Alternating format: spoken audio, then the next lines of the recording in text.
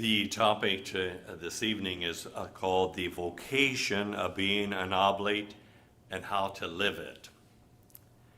And this is the theme for this year for the oblates, both at the chapters and in the newsletter, that oblation is a vocation. I know many of you did receive at one time this little brochure on praying for an increase of vocations to the monastic way of life. And I hope that you're praying at least once a week. Wonderful. Well, we certainly are grateful. And I think it's important because we need these increase of vocations to the monastic way of life. And I think we have been blessed with vocations here at Saint Meinrad. On August 5th, we had a new novice that was invested, Novice Todd. Then on August 6th, the day after, we had two novices who made temporary profession, and now we have Brother Mark and Brother Thomas. And Brother Thomas will be working with the oblates. He will be going out to chapters, and no doubt you'll have an opportunity to hear Brother Thomas give a talk or a conference. He went to Jasper last Friday, and he said that I gave him the wrong time for the meeting. The meeting was supposed to be at 6:30, and I said be there at 7. Well, thank God he got there 20 till 7. So on their own, they started Vespers. So afterwards, they were so impressed by Brother Thomas, all the ladies went up to give him a hug. And I don't think he was quite used to this. So he said he would go back again. But then on August 15th, we had two monks who made solemn vows. And that was Brother John Mark and Brother Paul. And Brother Paul, works with the Oblates too and will continue this year.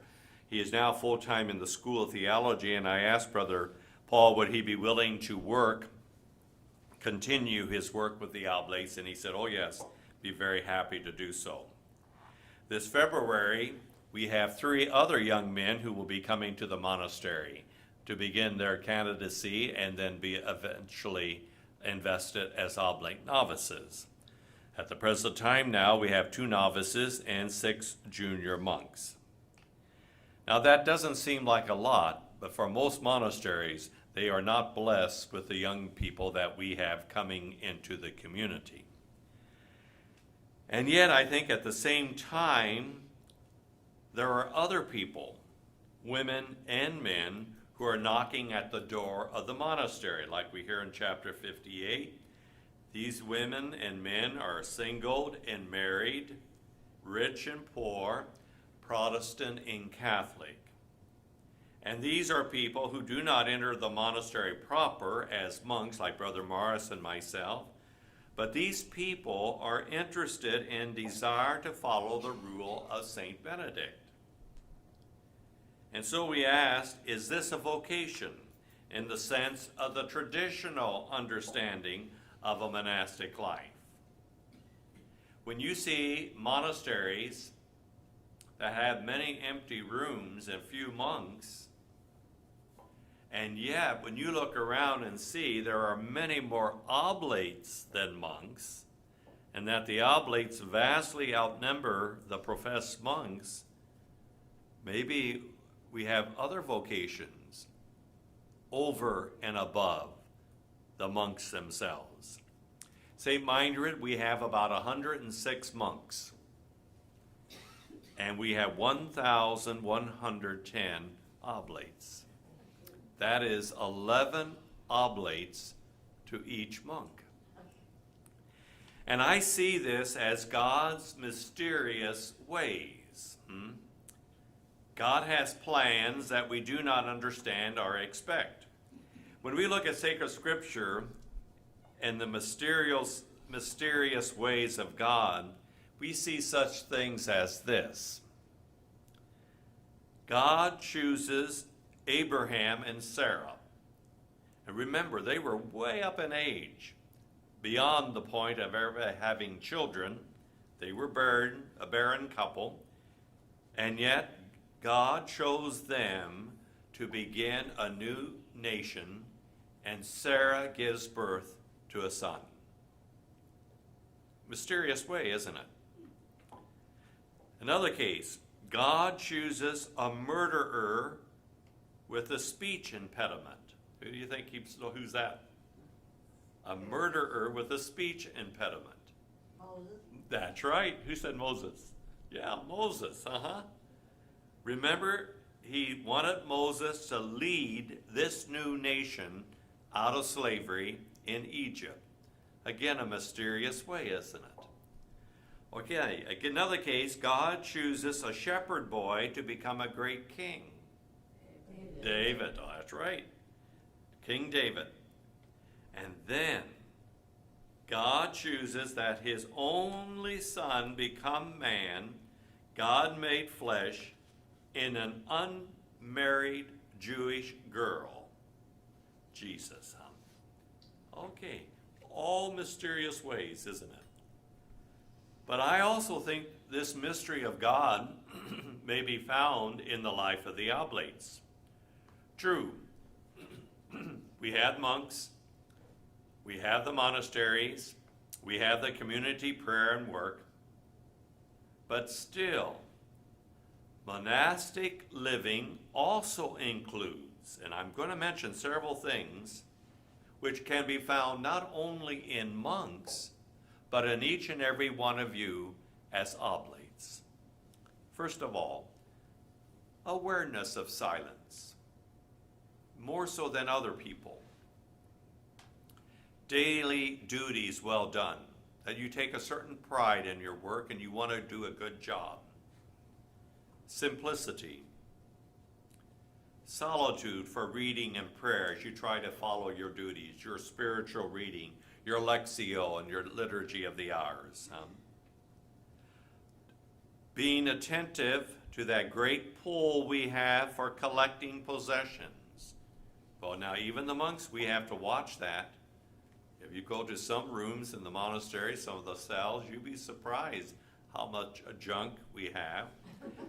And I can remember one time when I was moving out of the old guest house oblate office, they were going to tear it down. I was moving temporarily over to Anselm. Father Noel was giving a retreat on simplicity. And as the oblates, there were about 5 oblates on that retreat, and I said, would you help me after they just came out of a conference?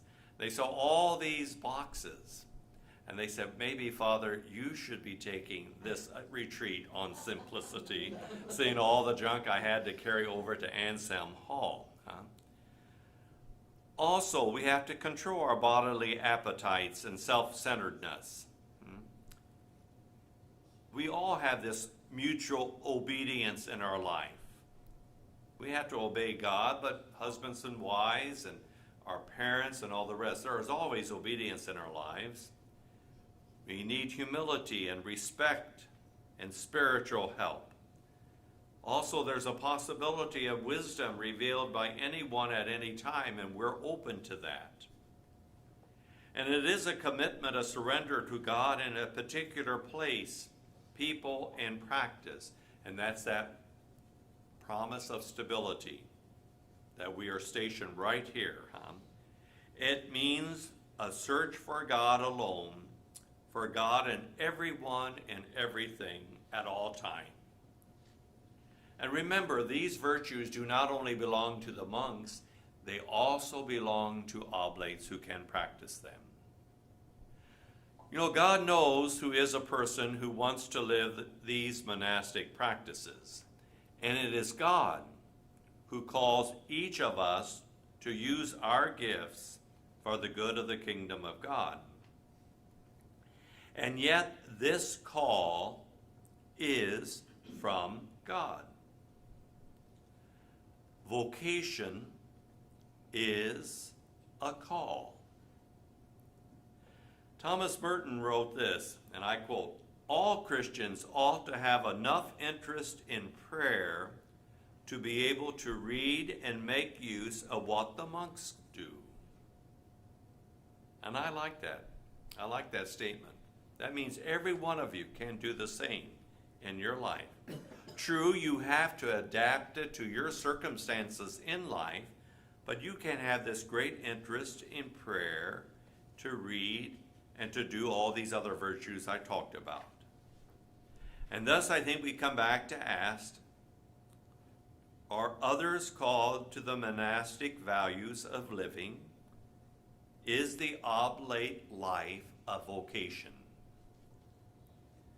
You know, when we think of vocation, the general understanding of it, when we hear this term, vocation, I think we usually think of vocation to the priesthood, to the religious life, to the married life.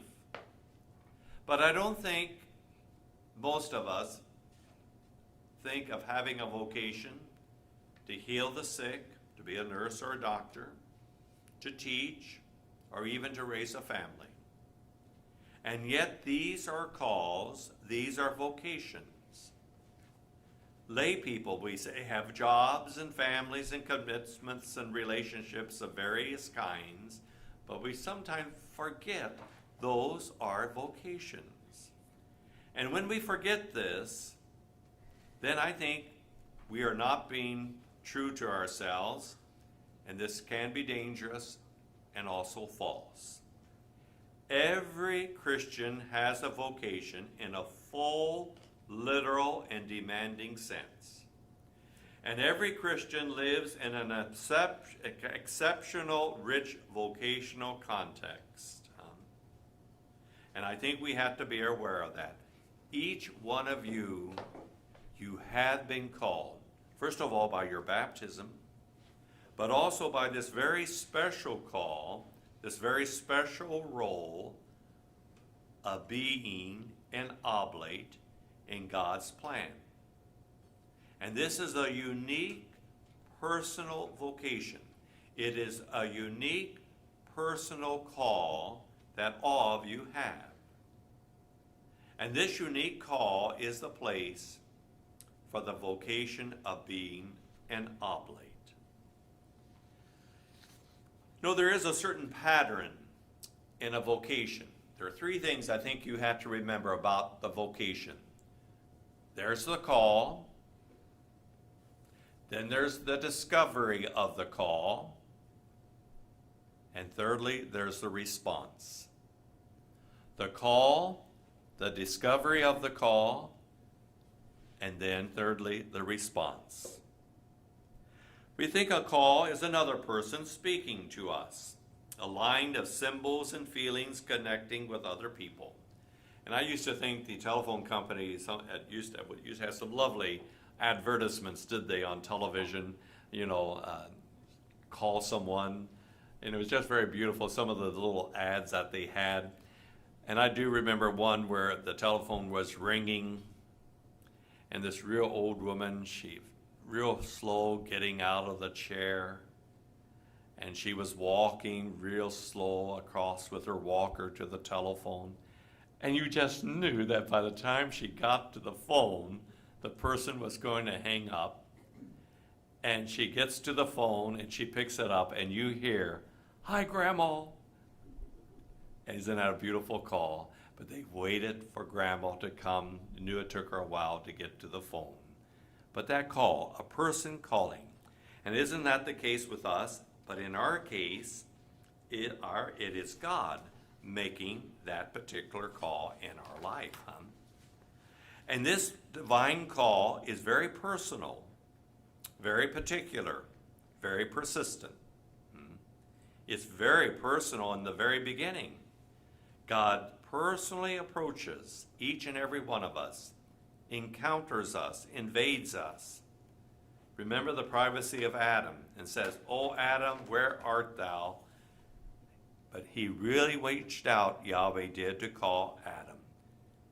And then when he said to his apostles, "Will you personally follow me?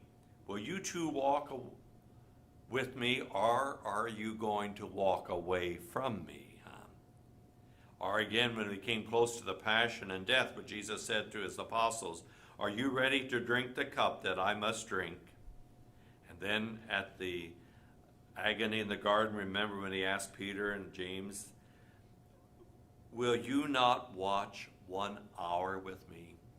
These are very personal calls, and you are having those personal call with your vocation as an oblate. You know, I think every one of you this coming week should take those three things that I talked about: the call, the discovery of the call, and the response to the call, and reflect on it in light of your vocation as an oblate. I was at Lancaster last week on Tuesday for the oblate. This is in Pennsylvania. And one of the men there is a retired teacher.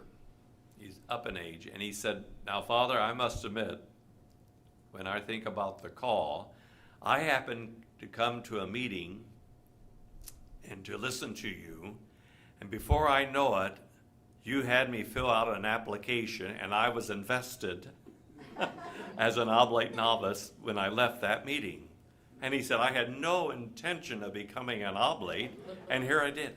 But he said, "Father, it was the best thing to ever happen to me in my life." Maybe I kind of forced him into it, but the call came, he discovered the call, and he responded. I remember another oblate telling me she came here with her staff, the parish staff. They were going to have a retreat. And she saw that schedule having morning prayer at 5:30, and so she thought, well, I think I'll get up and go to that morning prayer. And she said it was cold, and it was a real starry night. It was dark out, and the bells were all ringing. And as she was running up the upper level to the north side of the church, the bells had stopped. She was running a little late. And she opens that door just in time to hear the monks chanting the office. And she said she knew she was at home. This was her place. She needed to be here. Took her 2 more years to find out about the oblates, because Rose wasn't around this time to let everybody know that we do have oblates, But now she's a very faithful oblate. And I think that's beautiful. And so I do ask of you to think about the call, your discovery of the call, and what response did you take? Okay, I hope there's not too many saying, I just came to a meeting and all of a sudden I had an application filled out and Father Meinrad was investing me. Okay. You know, what are Benedictine Oblates now? They are travelers on the way to everlasting life. And to be an oblate is a way of life. It is the way of Jesus, the wise one. And Saint Benedict in the Holy Rule uses that term way 10 times, 10 different times, to show that the spiritual life is a dynamic process. It is to be an adventure. It means to be on the move spiritually. And when you made your final oblation, that was not the goal. When you made your final oblation, that was only the beginning. You were just beginning the process. And St. Benedict tells the monks too, when we make vows, we don't say, well, it's all over now, I'm saved. We just begin the process and we have to work at it. It is to signify our oblation, the beginning of the way which leads to our final goal, union with Jesus Christ. And during the journey, oblate should ask, am I living the way, or am I just drifting along? I think there's 5 marks that indicate that one is living the way in the footsteps of St. Benedict. The first mark is this: stability. Stability means we are not running from the way, but rather we are staying with the community to which one is called, keeping on the journey together. At the New York retreat this past Labor Day, there was a woman who was thinking about the oblation. She came last year to the retreat and she said, Father, I'm just not ready for this. I said, fine. You choose when you're ready. And then she told me again, she said, well, she asked some of the other oblates, Why do I want to belong to a monastery that is so far away from New York in southern Indiana? And I think she was overwhelmed when she heard the rest of the New York Oblates mention this. One of them mentioned that she was invited to a retreat by Rose to come, and she said as soon as she made that retreat, she knew God was calling her to be an oblate by the very fact she was making this retreat with the monks from Saint Meinrad and also with these oblates.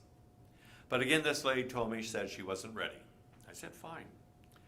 The morning that we were going to have investitures during the Mass, she came up to me and she said, Father, you may not believe this, but 6:30 God told me I was to be an oblate. She said, now I didn't hear a voice. I didn't hear any voice or anyone speaking to me, but I knew God was calling me and I should not put this off. She said, when I had this retreat with the oblates and felt the support of this community and the love that they have for one another, I knew I should be part of this community, this stability, rooted in this group. And I said, fine. I said, I'm going to give you an application, you fill it out, and we'll invest you. And she said, oh, it was such good news because she thought for sure I was going to say, well, you didn't come to the meeting last night, and so now you have to wait till next year. And I didn't go through all that. I just let her come in because she said, Father, I know the 5 duties. I remember them from last year when you talk about it. And she named all 5 duties. So she was taking it very seriously. But wasn't that the call came, she discovered the call, and she responded right away. Okay. But that first mark, stability. The second one is simplicity. You know, in chapter 5, verses 10 and 11, St. Benedict talks about the way as a narrow way. It means having what we need and not always what we want. And so St. Benedict is constantly reminding the monks they must do away with superficiality. They need certain things, yes, but don't start collecting all kinds of things. There's certain simplicity. And if we have it, we are living the way. A third mark is humility. It is being open to the mystery of the world, being open to ourselves and being compassionate with our own weaknesses and those of others. Isn't it true how many times in the Holy Rule, St. Benedict points out that we must be compassionate to one another? St. Benedict was that way. He knew the monks would be weak, they would have their problems and difficulties, but he is very understanding and wanted the monks to be understanding of one another. A fourth mark is this: obedience, listening to God and God's agents along the way. These agents are our tour guides along the way, and we pick up our feet and take a step. It is hearing the voice from behind who says, this is the way, walk in it. And I think that's the case with this one woman too. She heard all those oblates and how close they felt to the monks and how much they got out of being an oblate. They were the agents, maybe standing behind her, speaking to her quietly, not trying to beat her into coming in, but she heard them and she listened. She was obedient. And then that last mark would be prayer. Prayer holds us all together and keeps us faithful to the way day after day. And the prayer life of the community does this when we lack the faith to keep on the way ourselves. I can assure you there are some mornings when I do not want to get up to go to morning prayer. I know Brother Morris never has any feelings like that in his life. But we do, and why? Because we know that the other monks need our support, and we need their support in prayer. And so we faithfully come to prayer. And I think these 5 marks cannot be achieved, though, on the way by itsy-bitsy steps and itsy-bitsy risk. But we have to live this way with great passion. And I think we live the way with passion when we truly understand that we are of such dignity that it is possible for God to live and act in us. And God has created human beings precisely as receptors of divinity. And Jesus became one with us. Jesus became a man to share in our human life. And Benedictine Oblation helps us to share in the divine life. And so we follow the way. Each of us are like a tiny droplet of water. Alone, that tiny droplet of water, it will dry up, won't it? But that same droplet in an immense ocean of God's love shares in God's own divine life, and that each droplet coming together as oblates, we support one another, and we are faithful to the way, and thus we do not dry up in our life. And what does an oblate do? Well, an oblate tries to take the spirituality of Saint Benedict and adapt it to her or his life. Now, to be an oblate doesn't mean you become a mini monk. No, you don't do that. It is appropriate from the rule of Saint Benedict that those values which the monks hold, you as oblates can hold to and live in your daily lives, adapting them accordingly. And why should one wish to do this? Because down through the centuries, Benedictine monasticism has proven to be enduring. The Holy Rule is so practical, filled with moderation and balance, and it's so ordinary.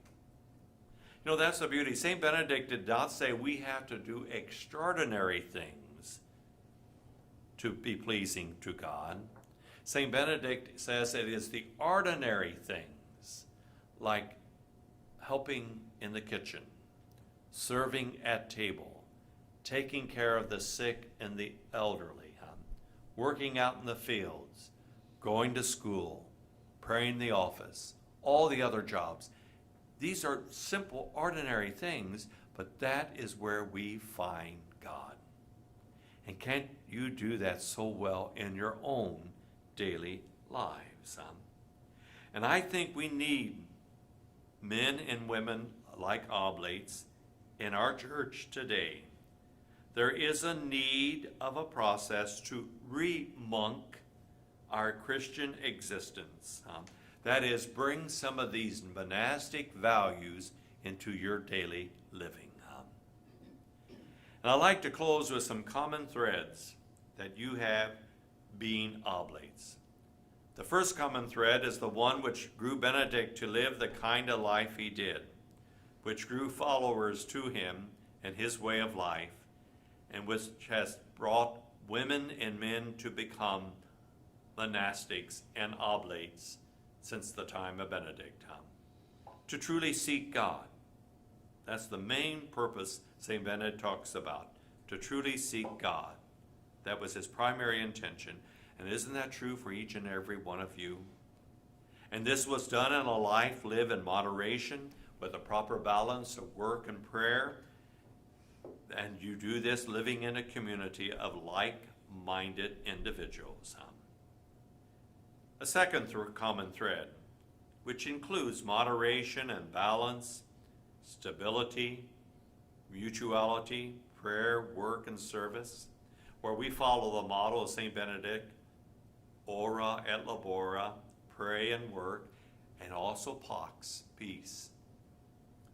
A third common thread, oblates commit themselves by promises of stability, obedience, and fidelity to the monastic way of life. They feel they want to commit themselves to principles that are very central to Benedictine spirituality. This desire to seek God daily, the intention to live a balanced life each day, which includes prayer and some sacred reading. And peace and hospitality are central too, as are mutual respect, love, and service for others. And the rule says for oblates, no less than for monks, that all are to be welcomed as Christ. Except you do this living in the world outside the monastery. A fourth common thread is this: the Oblates include in their prayers the well-being of Saint Meinrad Archabbey and all the other Oblates, and that you acknowledge that the monks and Oblates share the commitment of lives that is focused on the gospel teachings of Jesus Christ as Saint Benedict interprets them. And then the fifth common thread: to be an oblate is a vocation, is a response to a call. And their presence of and witness of living the life is a great blessing that comes back upon this monastery of Saint Meinrad. It is a worthy outreach as well that Oblates carry monastic values into the world by applying the teaching of Scripture and the rule in your daily lives. And so I hope this evening, as you leave and return to your homes, you will be truly convinced of your call, your vocation, a true vocation as an oblate of Saint Benedict. And again, let me encourage and let me repeat, I asked all of you to reflect upon the call. When did you discover the call? And then reflect upon the response. Amen.